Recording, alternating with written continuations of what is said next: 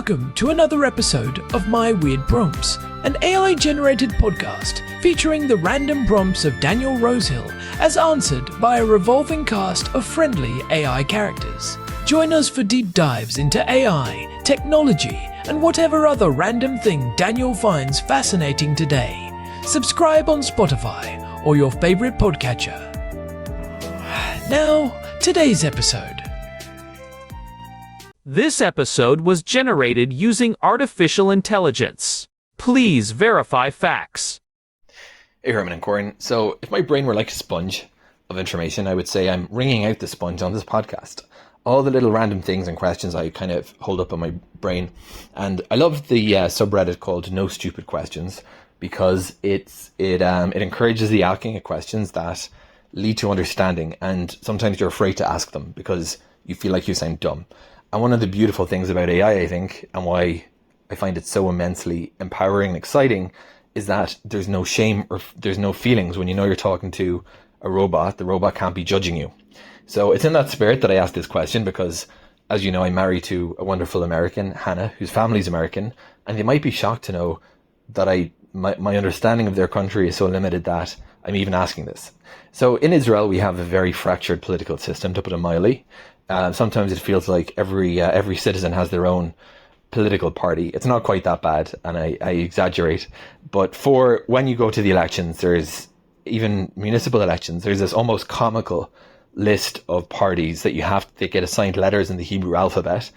And sometimes there are so many parties that they have to go into the second letter to give, and it's the campaigns use the voting letter for the party. So we have, anyway, in a small country of 10 million people, there's just a ridiculous amount of political parties. And I think that actually can be very harmful to democracy. You can have too much of a good thing, and there's way too much splintering for the wrong reasons based upon personal fallouts that I think really doesn't serve the cause of the greater good. But anyway, rant about that for another day, and maybe less a rant and more a question about how we can have vibrant democracies without going overboard in the process and letting everyone come up as their own political movement. But in the US, we have kind of the opposite extreme, whereby there are essentially two main viable political parties, the Democrats and the Republicans.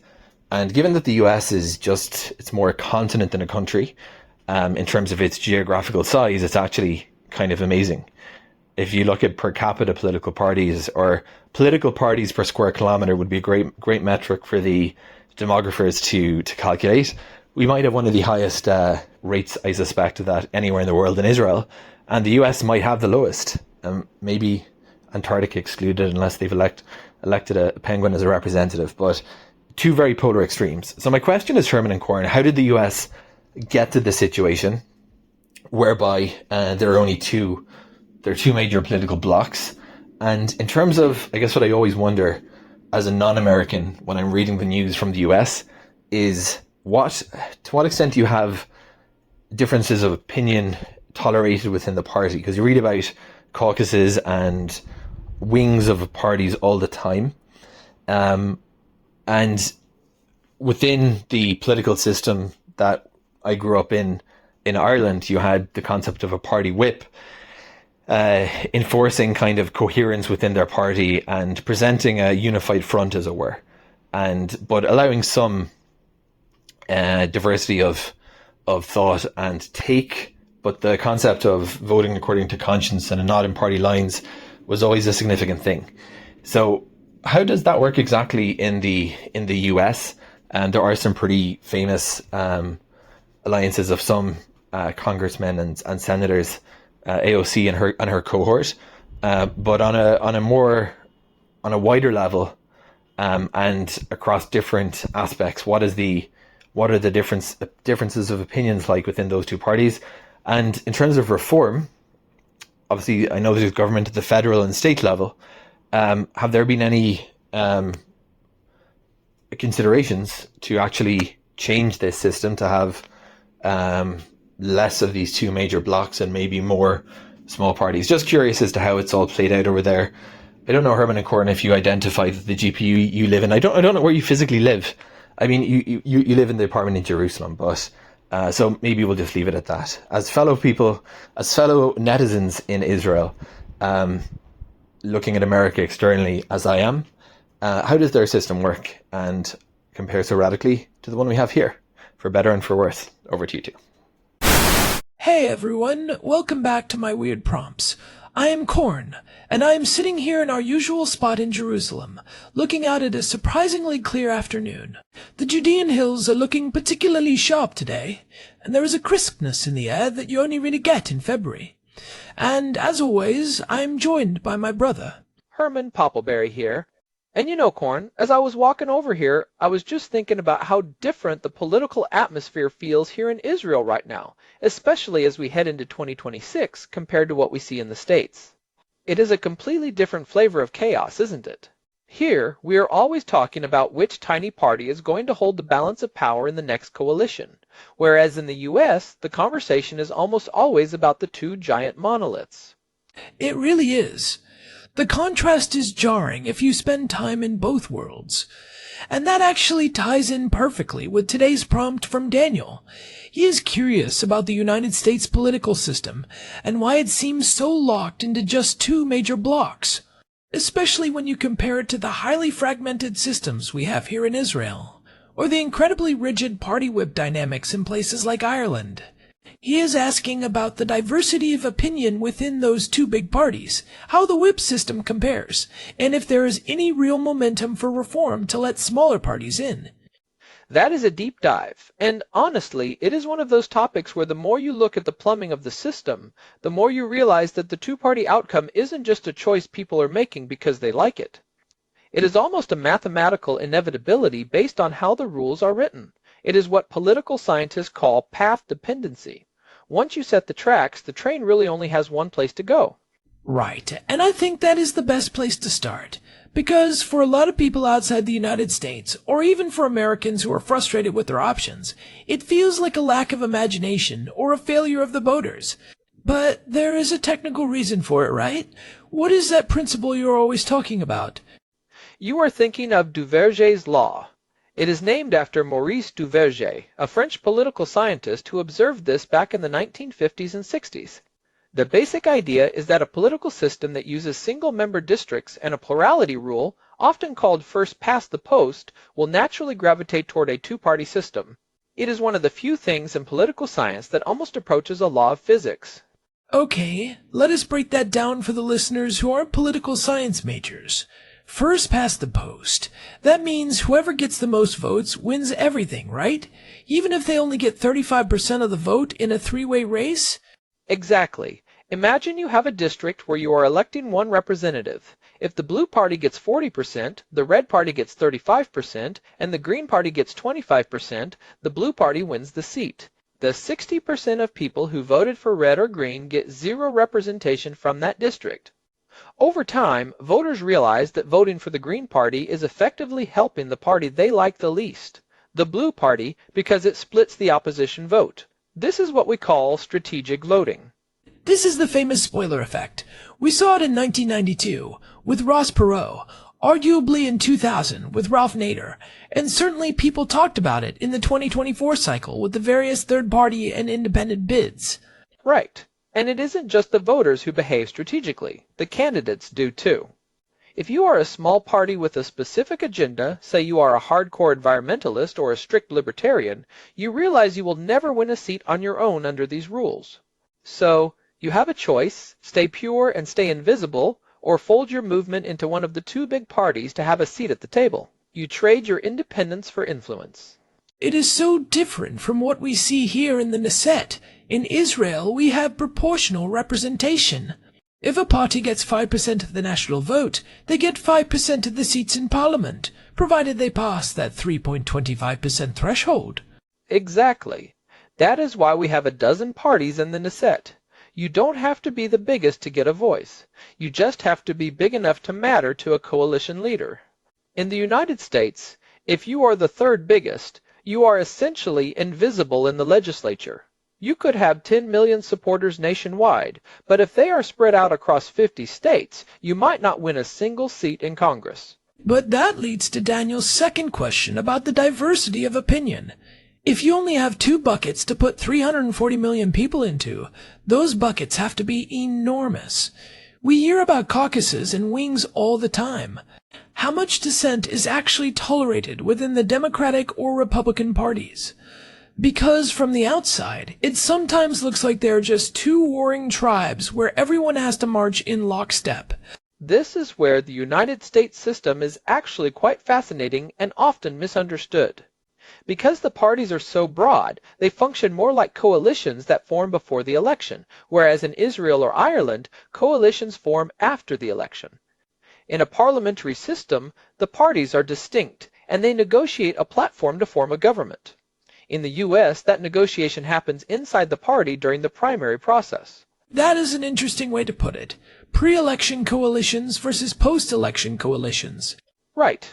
In the Democratic Party, for example, you have a massive range of views. You have the Congressional Progressive Caucus, which includes people like Alexandria Ocasio-Cortez and Jamal Bowman. They are often pushing for much more radical shifts in policy, like the Green New Deal or universal health care. But then you also have the New Democrat Coalition and the Blue Dog Coalition, which are much more centrist, business-friendly, and fiscally conservative. And on the Republican side?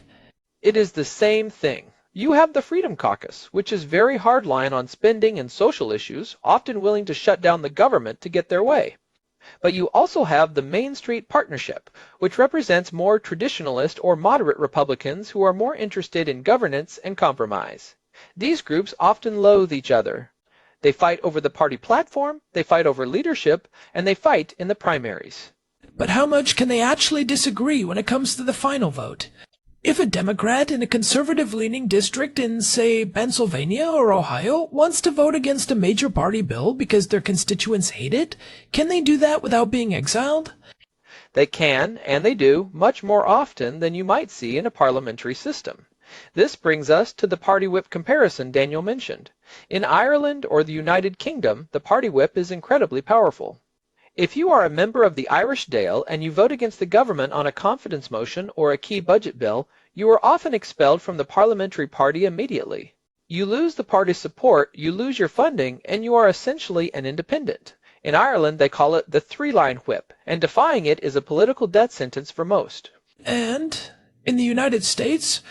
It is much softer. The whips in the House and Senate, like the majority whip or the minority whip, are there to count votes and try to persuade people. They use carrots and sticks, sure. They might offer a committee assignment, or help with campaign funding, or promise to include a project for the representative's home district in the bill. But they can't really fire you. Why not? Because, in the United States, the candidate is often more powerful than the party brand in their specific district. If a representative from a rural district in West Virginia votes against a climate bill that their party wants, the party leadership might be furious, but they know that if they kick that person out, they will just lose the seat to the other party. The representative has their own base of support, their own donors, and their own brand. So the lack of a centralized party list makes a huge difference. In Israel, the party leaders decide who is on the list and in what order. If you annoy the leader, you are moved to the bottom of the list and you are out of a job. In the States, you have the primary system. Exactly. The primary system is perhaps the biggest difference. In most countries, the party leadership picks the candidates. In the United States, the voters in that district pick the candidate in a primary election. This means a candidate can actually run against the party establishment and win. We saw this with the Tea Party movement years ago, we saw it with the MAGA movement, and we see it with the insurgent wings of the Democratic Party. The party leadership often hates it, but they are stuck with whoever the primary voters choose. So, in a way, the diversity of opinion is handled through internal warfare rather than through multiple parties. Instead of a small party leaving a coalition to topple a government, you have a small caucus within a party refusing to vote for a Speaker of the House until their demands are met. We saw that quite a bit in the last few years, especially with the multiple rounds of voting for Speaker in 2023 and the subsequent leadership challenges. We did. It creates a different kind of gridlock. In a parliamentary system, if the coalition breaks, the government falls and you might have new elections. In the United States, the government stays, but it just can't pass anything. It is a system designed for stability and stasis rather than rapid shifts. It is very hard to do something new, but it is also very hard to undo something old. I want to go back to the party whip thing for a second. You mentioned that in Ireland, the whip is very strict. Does that make the individual representatives less important? Like, are they just voting machines for the party leader? That is the common criticism of the Westminster-style systems. In a strict whip system, the individual member of parliament has very little leverage unless they are willing to blow up the whole government. In the United States, a single senator can hold up an entire national agenda. Think of someone like Joe Manchin or Kyrsten Sinema in the early 2020s. They weren't the party leaders, but because the margins were so thin, they had immense power to dictate the terms of major legislation. That kind of individual leverage is much rarer in the Irish or Israeli systems, where the party blocs tend to move as one. So, while the US has fewer parties, the individuals within those parties might actually have more autonomy than a backbencher in a multi-party parliamentary system. That is exactly right. It is a trade-off. You get fewer choices on the ballot, but the person you elect might have more power to buck their own party leadership. Of course, the downside is that it makes the system incredibly vulnerable to individual holdouts. One person's autonomy is another person's obstruction. Okay, let us look at the last part of Daniel's prompt, reform. Is there any serious consideration at the federal or state level to change this? Because as we sit here in the early 2026, it feels like the two-party system is under more strain than ever. Polarization is at an all-time high, and a lot of people feel like neither party represents them. Is there a way out? There is actually a lot of movement at the state level. The federal government is very hard to change because the Constitution is so difficult to amend, and the two major parties have a shared interest in keeping the rules the way they are. But the states have a lot of power over how they conduct elections. The biggest one right now is ranked choice voting, or RCV. We have talked about this briefly before, but let us explain how it actually addresses the two-party problem. Sure. In ranked choice voting, instead of just picking one person, you rank the candidates in order of preference. First choice, second choice, third choice, and so on. If no one gets a majority of first-place votes, the candidate in last place is eliminated, and their votes are redistributed to the second choice of those voters. This continues until someone has a majority. And this solves the spoiler effect, right? Because I can vote for a third-party candidate as my first choice, and then put a major party candidate as my second choice. If my third-party candidate loses, my vote isn't wasted. It just goes to my second choice. Exactly. It removes the fear factor. It allows smaller parties to build a following and show their strength without being accused of being spoilers. Alaska and Maine have already implemented this for federal elections. In Alaska, it led to a very interesting result in 2022 where Mary Peltola, a Democrat, won a House seat in a very Republican state because she was the second choice for a lot of moderate voters who didn't like the more extreme Republican candidate. And we saw Nevada pass a ballot measure for ranked choice voting in 2024, right? They did. It was a long road because they had to pass it in 2 consecutive elections, but it is now part of their system. Oregon also passed a major RCV initiative in the 2024 cycle. So we are seeing this laboratory of democracy effect where more and more states are trying it out. It doesn't necessarily mean we will see a third party win the presidency anytime soon, but it changes the incentives for the major parties. They have to worry about being people's second choice, which usually means they have to tone down the vitriol. That seems like a massive shift. Does it lead to more parties, though? Or just more moderate candidates within the two parties? Initially, it seems to favor more moderate or broadly appealing candidates, but over time, it lowers the barrier for third parties to get to 10 or 15% of the vote. Once a party hits those numbers consistently, they start to be taken seriously as a political force. They might not win the seat, but they can influence the platform of the major parties who want those second-choice votes. What about other reforms? I have heard about something called fusion voting. Oh, fusion voting is fascinating and very old school, American. It used to be common across the United States in the 19th century, but now it is mostly just in New York and Connecticut. It allows a third party to cross-endorse a major party candidate. So you might see a candidate on the ballot as both the Democratic nominee and the Working Families Party nominee. So I can vote for the person I like, but on the line of the party that matches my values. Right. It gives the third party leverage. They can say to the Democrat, we will give you our 5% of the vote, but only if you support this specific policy on housing or labor. It is a way of having a multi-party influence within a two-party structure. There are groups like the Protect Democracy Project and various state-level organizations working to bring that back to more states, because it is a very effective way to break the duopoly's hold on policy without needing a constitutional overhaul. It is funny, because as we are sitting here in Jerusalem, our problem is almost the opposite. We have so many parties that it is nearly impossible to form a stable government.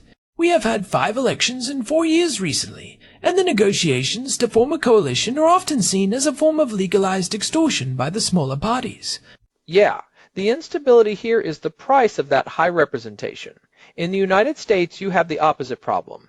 You have extreme stability.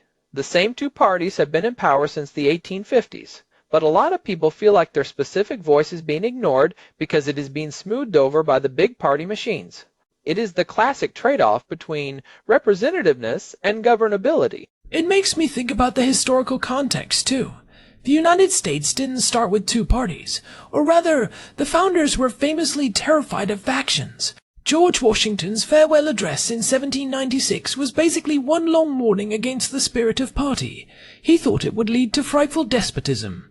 It is one of the great ironies of American history. They designed a system to avoid parties, but the very rules they wrote, like the Electoral College and the way Congress is elected, made parties inevitable. Even before Washington left office, the system was already splitting into the Federalists and the Democratic Republicans. They realized very quickly that if you don't organize, you don't win.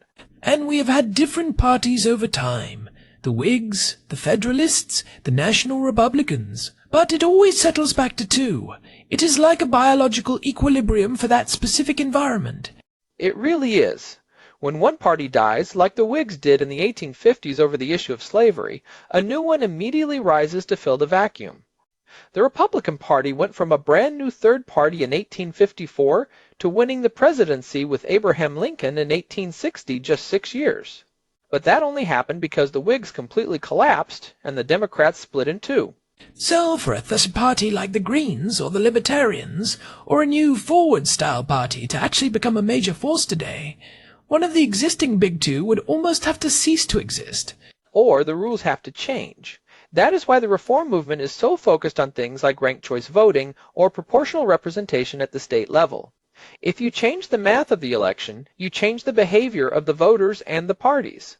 There is actually a proposal called the Fair Representation Act that has been introduced in Congress. It would require states to use multi-member districts with ranked choice voting for the House of Representatives. Multi-member districts? That sounds like a huge jump for an American state. How would that work?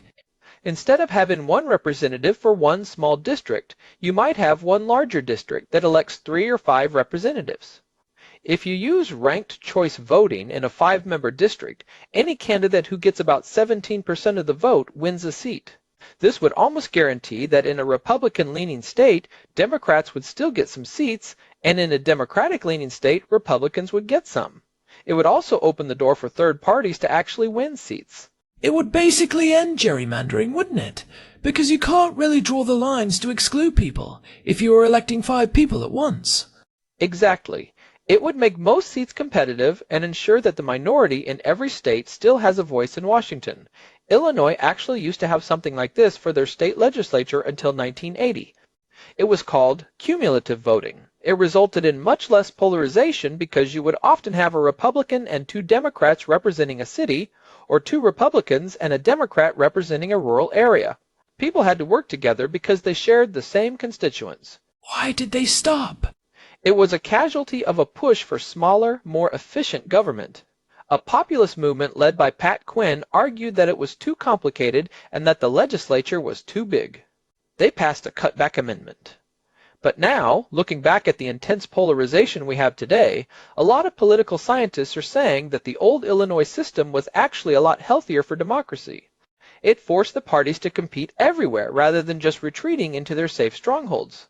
It is interesting how these technicalities, like whether a district has 1 representative or 3, end up shaping the entire culture of a country.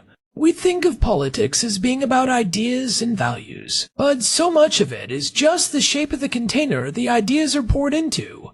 Absolutely. The container in the United States is a 2-liter bottle. It is big, it is sturdy, but it is hard to pour just a little bit out, and it is hard to mix in new flavors. The container in Israel is 20 different espresso cups. You get a lot of variety, but it is very easy to spill, and it is hard to get everyone to drink the same thing at the same time. You are going to get a different experience drinking from them, even if the liquid, the actual political issues, is the same. Oh, I like that. So, to answer Daniel's question about how the US ended up here, it is a combination of the math of first past the post, the historical collapse of previous parties into a stable duopoly, and a set of rules that makes third parties look like spoilers. And the diversity of opinion is there, but it is internal. It is messy, and it happens in committee rooms and primary battles rather than in coalition negotiations on the floor of a parliament. The party in America is more of a franchise than a unified army. And the whip system is more like a nudge system compared to the Irish or British versions. Definitely more of a nudge, or a bribe, or a very stern talking to in the speaker's office, but rarely a firing. Unless you do something truly egregious, the party is stuck with you as long as your voters keep sending you back. So, Herman, if you were an American voter, would you be pushing for these reforms? Or do you think the two-party system has some hidden benefits we are overlooking? That is a tough one. The two-party system, for all its flaws, does tend to force a certain amount of moderation at the national level, because the parties have to appeal to a broad middle to win. In a multi-party system, you could have very small, very extreme parties that end up becoming kingmakers. We see that here in Israel, where a party with 4 seats can hold the entire government hostage to their specific demands. That can be very destabilizing. That is a very good point. The tail can wag the dog in a multi-party system. Exactly. In the U.S., the extreme wings have to convince a majority of their own party before they can even get to the table. It is a different kind of filter. I think the sweet spot is probably somewhere in the middle. Maybe a system like ranked choice voting that allows for more voices but still encourages broad-based support. I think the American system is currently too rigid and the Israeli system is currently too fragmented. We are both looking for that Goldilocks zone of governance. It feels like the U.S. is in a period of experimentation right now. Alaska, Maine, Nevada, and Oregon are the laboratories, and we will see if other states follow. There are movements in dozens of other places, from Colorado to Massachusetts. It is the beauty of the federalist system. The states can try things out. If it works in Alaska and leads to better governance and less screaming on cable news, it might work in California or Texas. It takes time, but the plumbing can be updated. Well, I think we have covered a lot of ground here. Daniel's prompt really touched on the core of why American politics feels so different from the European or Middle Eastern models. It isn't just that Americans are different people, it is that they are playing a different game with different rules. It is all in the plumbing, Corn. It is all in the plumbing. If you want to change the water pressure, you have to change the pipes.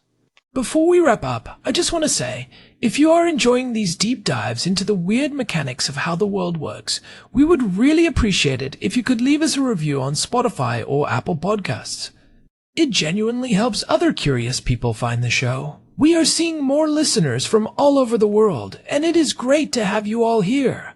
Yeah, it makes a big difference. We love seeing the feedback and the new prompts that come in. It keeps us on our toes. You can find us at myweirdprompts.com. We have the full archive there, and if you want to send us a question or a topic like Daniel did, there is a contact form right on the site, or you can just email us at show@myweirdprompts.com. We are also on all the major podcast platforms. Just search for My Weird Prompts. Thanks for listening, and thanks to Daniel for the prompt. It gave us a lot to chew on today. I am going to go enjoy the rest of this clear Jerusalem afternoon before the clouds roll back in. Absolutely. Until next time, I am Herman Poppleberry.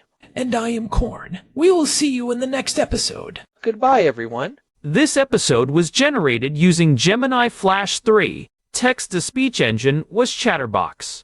Thanks for listening to another episode of My Weird Prompts, an AI-generated podcast featuring Daniel Rosehill's AI prompts, as answered by a revolving cast of friendly AI characters including me, Cornelius the Sloth. Subscribe on Spotify, or visit myweirdprompts.com.